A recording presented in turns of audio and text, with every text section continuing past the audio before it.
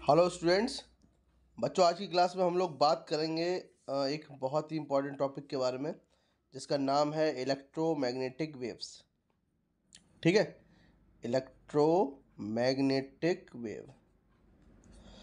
तो बच्चों देखो, इलेक्ट्रोमैग्नेटिक वेव का एक बेसिक आइडिया हमें मिल जाएगा आज।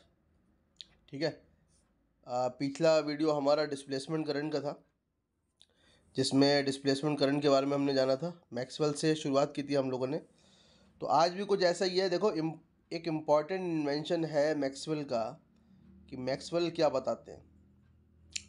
मैक्सवेल बच्चों बताते हैं कि एक बदलता हुआ मैग्नेटिक फील्ड, ठीक है, बदलता हुआ, एक्चुअली बताया तो फैराडे ने था, लेकिन मैक्सवेल ने इसे थोड़ा सा मॉडिफाई किया है, थोड़ा सा इसमें अपना कुछ डाला इन्होंने। देखते हैं क्या लिखा है इन्होंने। इन्होंने बताया कि बोले जब एक चेंजिंग मैग्नेटिक फील्ड, हाँ, कौन सा मैग्नेटिक फील्ड? एक चेंजिंग मैग्नेटिक फील्ड जो है वो किसको क्रिएट कर सकता है? एक चेंजिंग इलेक्ट्रिक फील्ड को क्रिएट कर सकता है। हम सभी लोग जानते हैं, इसमें कुछ नया नहीं है कि एक चेंजिंग मैग्नेटिक फील्ड जो है हमारा, वो एक चेंजिंग इलेक्ट्रिक फील्ड को क्रिएट कर सकता है। ठीक है, चेंजिंग इलेक्ट्रिक फील्ड। अब तुम कहोगे सर, चेंजिंग इलेक्ट्रिक फील्ड को क्यों क्रिएट कर सकता है? भाई, मैग्नेटिक फील्ड में जब चेंज होता है तो वो तो एक ईएमएफ इंड्यूस करता है। तो भैया, ईएमएफ कोई नई चीज़ थोड़ी ना होती है। ईएमएफ का मतलब होता है पोटेंशियल डिफरेंस, और पोटेंशियल डिफरेंस जो है वो बेसिकली चार्जेस से आता है, और चार्जेस से फील्ड भी आता है। तो हम सीधे सीधे कह सकते हैं कि चेंजिंग मैग्नेटिक फील्ड जो है वो किसको क्रिएट करता है? चेंजिंग इलेक्ट्रिक फील्ड को क्रिएट कर सकता है। तो मैक्सवेल ने आइडिया लगाया, बोले यार कि नेचर को जो है वो सिमेट्री पसंद है ना। नेचर को क्या पसंद है? सिमेट्री पसंद है भाई। तो नेचर को सिमेट्री पसंद है, तो भाई जब changing magnetic field changing electric field को क्रिएट कर सकता है, तो changing electric field changing magnetic field को क्यों नहीं क्रिएट कर सकता? बिल्कुल क्रिएट कर सकता है। तो डिस्प्लेसमेंट करंट में हमने यही बात जानी थी, है ना, कि वो कैपेसिटर की प्लेट्स के बीच में जो मैग्नेटिक फील्ड आ रहा था वो कहाँ से आ रहा था? वो यहीं से आ रहा था। तो मैक्सवेल ने एक इम्पॉर्टेंट इन्वेंशन किया कि changing electric field can also changing magnetic field, and further changing magnetic field can also changing electric field. मतलब ये सिलसिला जो है वो लगातार जारी रहने वाला है कि कभी इलेक्ट्रिक फील्ड मैग्नेटिक फील्ड को क्रिएट कर सकता है, और कभी मैग्नेटिक फील्ड जो है वो इलेक्ट्रिक फील्ड को क्रिएट कर सकता है। तो एक साइकिल कंप्लीट हो रही है लगातार। अच्छा, दूसरी बात है कि ये दोनों जो है, चाहे इलेक्ट्रिक फील्ड हो चाहे मैग्नेटिक फील्ड हो, ये दोनों के दोनों बच्चों जो है वो टाइम वेरिंग हैं। ठीक है, टाइम वेरिंग मतलब समय के साथ बदलने वाले हैं। तो यहाँ पर हम एक वेव फॉर्म देख लेते हैं यहाँ पे कि चेंजिंग मैग्नेटिक फील्ड, इस तरीके से चेंजिंग मैग्नेटिक फील्ड चल रहा है हमारा। टाइम के रिस्पेक्ट में जो है वो बढ़े चले जा रहा है, बढ़े चले जा रहा है ना। टाइम के रिस्पेक्ट में मैग्नेटिक फील्ड जो है ये आ गया यहाँ पे मैग्नेटिक फील्ड। इसको हम बी से भी शो करते हैं, मैग्नेटिक फील्ड इंटेंसिटी। तो इससे जो हमारा इलेक्ट्रिक फील्ड क्रिएट होगा, मतलब पोटेंशियल डिफरेंस क्रिएट होगा, वो भी हमारा समय के रिस्पेक्ट में बदलेगा। वो अलग बात है बच्चों की उसका नेचर जो है वो अपने ही कॉज का अपोज करेगा, है ना। वो फैराडे के रूल में हम लोगों ने जान लिया था। फिलहाल मैं अभी के लिए बिल्कुल वैसे दिखाता हूँ कि चेंजिंग इलेक्ट्रिक फील्ड भी जो है वो हमारा टाइम के रिस्पेक्ट में क्या होगा, वेरी करेगा, जैसे जैसे हमारा क्या नाम है, मैग्नेटिक फील्ड वेरी करेगा। तो ध्यान से देखो, इसी को पकड़ के मैक्सवेल ने एक आइडिया लगाया, एक नई थर्ड फिजिकल क्वांटिटी का। क्योंकि यहाँ पर ये दोनों जो फील्ड हैं ये दोनों वेक्टर क्वांटिटी हैं। मैग्नेटिक फील्ड इंटेंसिटी का हो चाहे इलेक्ट्रिक फील्ड इंटेंसिटी का हो, these quantities are vector quantities. तो इन वेक्टर क्वांटिटीज़ से हमें एक नई क्वांटिटी मिलने जा रही है जिसका नाम है इलेक्ट्रोमैग्नेटिक वेव। यहाँ पर हमारा इलेक्ट्रिक फील्ड भी इन्वॉल्व होगा, चेंजिंग इलेक्ट्रिक फील्ड भी इन्वॉल्व होगा, और चेंजिंग मैग्नेटिक फील्ड भी इन्वॉल्व होगा हमारा। तो बच्चों देखो ध्यान से, मैं क्या काम करता हूँ, मैं ये 3D एक्सेस है ना, 3 डायमेंशनल एक्सेस ले लेता हूँ यहाँ पर, थोड़ा और आगे बढ़ा देता हूँ। ठीक है, ये एक्स एक्सेस हो जाती है, ठीक है, ये हो जाती है मान लो हमारी वाई एक्सेस, ठीक, और ये हो जाती है हमारी जेड एक्सेस।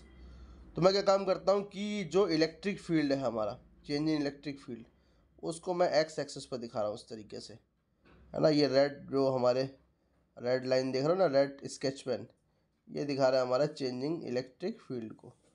तो ये चेंजिंग इलेक्ट्रिक फील्ड लगातार जो है वो टाइम के रिस्पेक्ट में जो है वो हमारा बढ़े चला जा रहा है, बढ़े चला जा रहा है। फिर ये रिवर्स होगा, फिर ये घटेगा, ठीक है, ये इस तरीके से फिर घटेगा।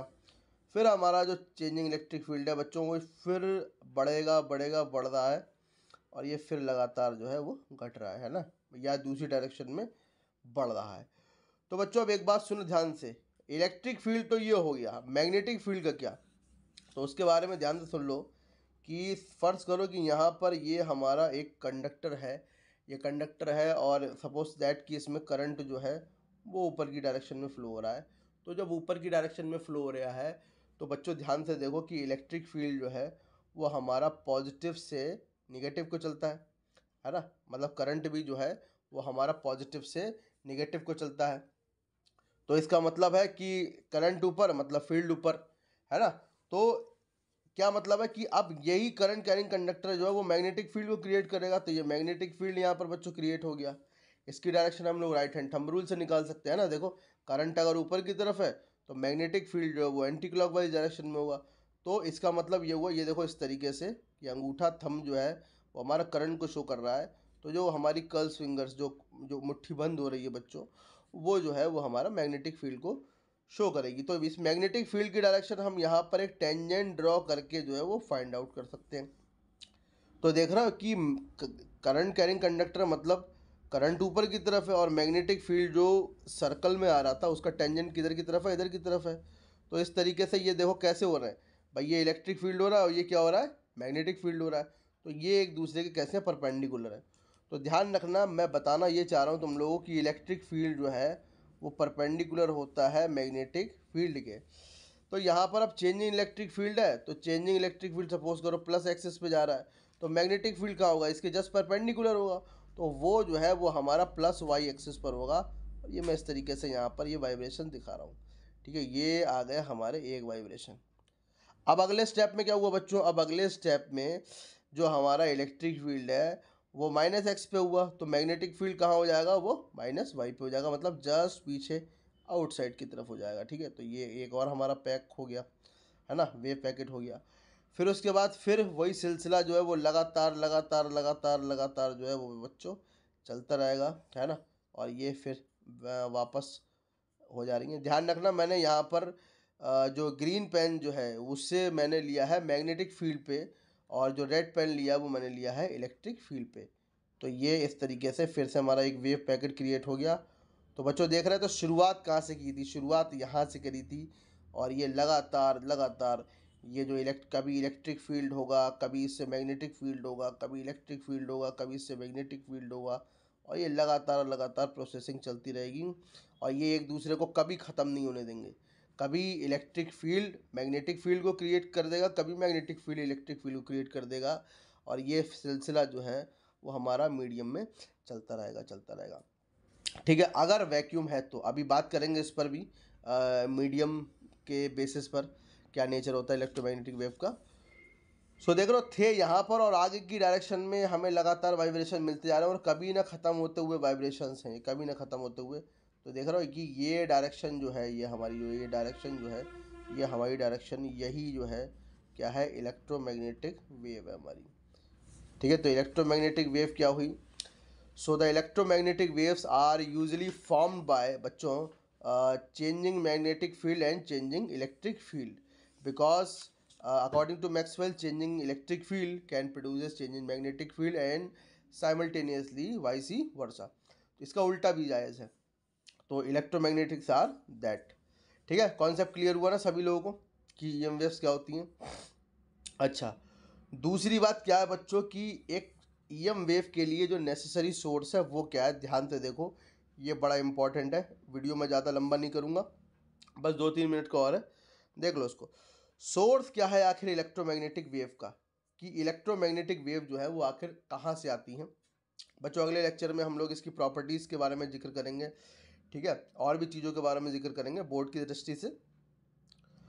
ठीक है, सोर्स क्या है इलेक्ट्रोमैग्नेटिक वेव का, तो ये ध्यान से सुनो। ऐसा है ना बच्चों, तुम लोग जानते हो कि चार्ज जो है, चार्ज के बारे में दो कंडीशंस हो सकती हैं, या तो ये रेस्ट में हो, ठीक है, या तो ये कैसा हो बच्चों, रेस्ट में हो, या फिर कैसा हो, ये मोशन में हो, है ना, या तो ये रेस्ट में हो या फिर कैसा हो बच्चों, मोशन में हो। तो बच्चों रेस्ट में जब होगा तो ये केवल क्या क्रिएट करेगा, क्या पैदा करेगा, केवल और केवल ये क्रिएट करेगा, इलेक्ट्रिक फील्ड क्रिएट करेगा। बच्चों तुम लोग जान चुके हो, एक रुका हुआ चार्ज है, इलेक्ट्रोस्टैट में पीछे पढ़ चुके हो कि इसकी वजह से जो है फील्ड लाइंस जो है वो रेडिएट होती हैं। और मोशन के बारे में बच्चों दो सिचुएशंस है। मोशन दो तरीके से हो सकता है कि भैया या तो वेलोसिटी ज़ीरो हो, सॉरी वेलोसिटी नहीं, या तो एक्सीलरेशन ज़ीरो हो, मतलब पार्टिकल जो है कांस्टेंट रफ्तार से जा रहा हो, वेलोसिटी कांस्टेंट हो, यहाँ पर है ना वेलोसिटी कैसी हो, कांस्टेंट हो, सी लिख देता हूँ मैं यहाँ पे। या फिर इसका एक्सेलरेशन जो है वो ज़ीरो ना हो, मतलब ये लगातार क्या हो, एक एक्सेलरेट हो, लगातार एक्सेलरेट हो। ठीक है, लगातार कैसा हो बच्चों, एक्सेलरेट होता रहे। ठीक है, एक्सेलरेट होता रहे। तो ध्यान से सुनो, अगर ये कांस्टेंट वेलोसिटी से चल रहा है तो ये दो फील्ड क्रिएट करेगा, एक इलेक्ट्रिक फील्ड क्रिएट करेगा, एक मैग्नेटिक फील्ड क्रिएट करेगा। इसको हम लोग नेट लॉरेंज फोर्स में भी इसका जिक्र करते हैं। ठीक है, नेट लॉरेंज फोर्स आप लोगों ने पढ़ा होगा पीछे। ठीक है, तो नेट लॉरेंज फोर्स में भी हम लोग इसका जिक्र करते हैं। तो जब भी चार्ज ज़ीरो एक्सेलरेशन से मूव करता है या कांस्टेंट वेलोसिटी से मूव करता है तो बच्चों वहाँ पर इलेक्ट्रिक फील्ड और मैग्नेटिक फील्ड दोनों के दोनों क्रिएट होते हैं। लेकिन जब हमारा चार्ज एक्सेलरेट होता है, अब सुनो ध्यान से, अब तगड़ी बात होने जा रही है कि एक तो यहाँ पर इलेक्ट्रिक फील्ड क्रिएट होगा बच्चों, एक मैग्नेटिक फील्ड क्रिएट होगा, और ध्यान से देखो यहाँ पर एक हमारा रेडिएशन भी क्रिएट होता है। क्या क्रिएट होता है, रेडिएशन। अब ऐसा क्यों, देखो बात सुनो ध्यान से।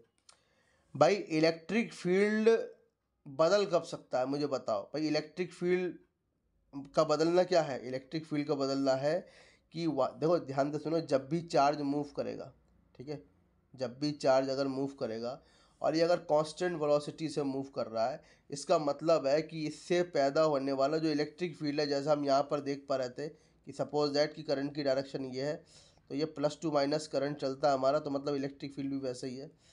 तो ये इलेक्ट्रिक फील्ड जो है वो बदल नहीं रहा है टाइम के रिस्पेक्ट में, है ना।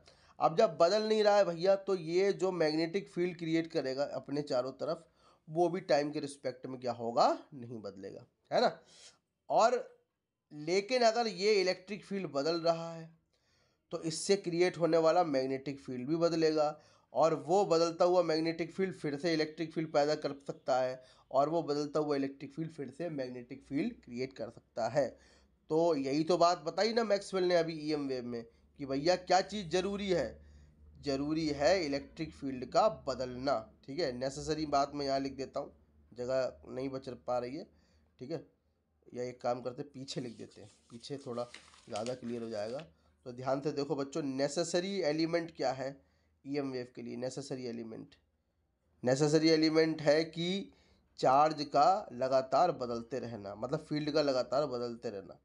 फील्ड जो है, इलेक्ट्रिक फील्ड हो चाहे मैग्नेटिक फील्ड हो, उसका लगातार बदलते रहना ज़रूरी है, टाइम वेरिंग होना चाहिए। और बच्चों जब लगातार फील्ड कब बदलेगा, फील्ड तब बदलेगा जब उसकी वेलोसिटी लगातार चेंज होती रहे, मतलब वो कैसा होता रहे, एक्सेलरेट होता रहे। कैसा होता रहे बच्चों, एक्सेलरेट होता। तो यहाँ से क्या बात समझ में आई कि फॉर ईएम वेव या ईएम वेव जो है वो केवल और केवल किसके थ्रू क्रिएट हो सकती हैं, एक्सेलरेटेड चार्ज पार्टिकल। ठीक है बच्चों, किसके थ्रू क्रिएट हो सकती है, एक्सेलरेटेड चार्ज पार्टिकल के थ्रू जो है वो हमारी ईएम वेव्स क्रिएट हो सकती हैं। ठीक है ना, मतलब ईएम वेव को क्रिएट करने के लिए एक्सेलरेटेड चार्ज पार्टिकल ज़रूरी है। अगर चार्ज पार्टिकल एक्सेलरेट नहीं होगा तो वो सिंपल इलेक्ट्रिक फील्ड और मैग्नेटिक फील्ड बना पाएंगे, और इससे कुछ उखड़ने वाला नहीं है बच्चों। ठीक है, इलेक्ट्रिक फील्ड अपना अलग बन गया, मैग्नेटिक फील्ड अपना अलग बन गया, एक दूसरे को जो इंटरफेयर ही नहीं कर पा रहे हैं, कुछ एक दूसरे के साथ इन्वॉल्व इंटरेक्शन ही नहीं है। लेकिन अगर ये एक्सेलेरेशन जीरो नहीं होगा तो फिर इन दोनों का एक दूसरे के साथ संबंध हो जाएगा। समझ में आ रही ना बात। तो ईएम वेव का एक नेसेसरी सोर्स क्या हुआ बच्चों, ईएम वेव का नेसेसरी सोर्स हुआ कि accelerated charge particle can only produce EM wave. Clear हो रही ना बात। चलो ठीक है बच्चों, इसके आगे अगले लेक्चर में लोग डिस्कस करेंगे। ठीक है, इसकी प्रॉपर्टीज़ और इलेक्ट्रिक फील्ड और मैग्नेटिक फील्ड और वेलोसिटी ऑफ लाइट में क्या रिलेशन होता है। ठीक है बच्चों, थैंक यू।